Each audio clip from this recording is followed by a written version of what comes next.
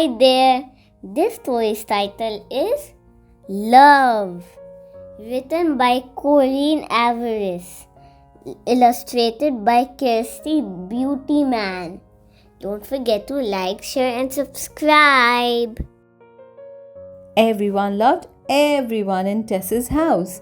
Daddy loved Mommy, Mommy loved Daddy, Tess loved Mommy and Daddy and Tom.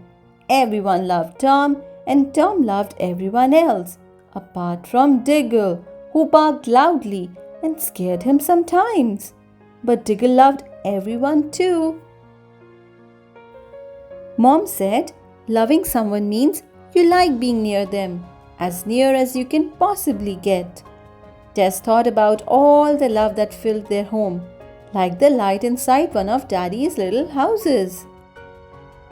If Tess had to leave home, then Mommy or Daddy went with her, and so the love came too, wherever she went, and kept her warm like a scarf.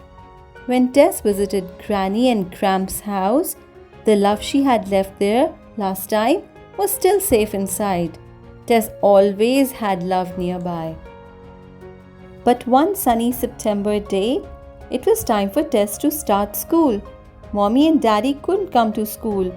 Tom was too little, Granny and Gramps were too big, and dogs can't use crayons, so Tess would have to be brave all by herself. School was large, with lots of doors and windows. It wasn't like a candle house or a warm scarf. If we're not together, will the love still find me? Asked Tess. Don't worry, said Mom. Love is like a string between us. It can stretch as far as it needs to. They said goodbye at the gate. It felt strange to Tess not having love near. How could she know that Mommy was at the end of her string? She tugged, but perhaps Mommy was already too far away to feel it. Tess ran right up to the school gate. She might be closer that way. She tugged again. Are you okay, Tess? A teacher had joined her.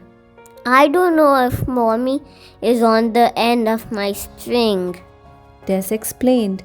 The teacher gave Tess a hug. She was named Mrs. Turley, and she understood. I promise your Mommy is always on the end, she said. As they walked back to the classroom, Tess noticed a little thread between them. That felt nice. Mrs. Turley guided Tess to a table where a boy was making a paper dragon. Do you want to help? He asked and offered her the glue.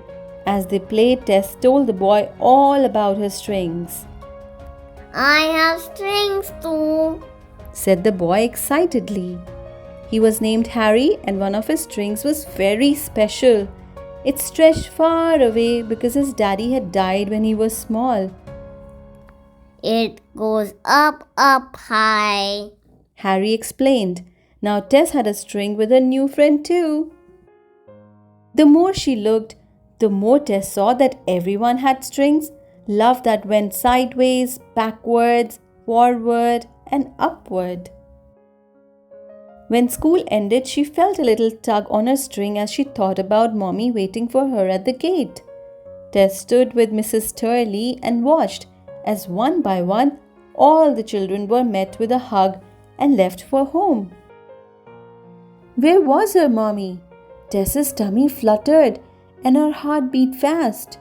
Her sadness turned to worry and she tugged the string again and again to see if anyone was there. Mrs. Turley took her back into the classroom to wait. It seemed to Tess that her string was useless. It wasn't connecting her to anything. With trembling hands, she untied the knot and let it fall to the floor.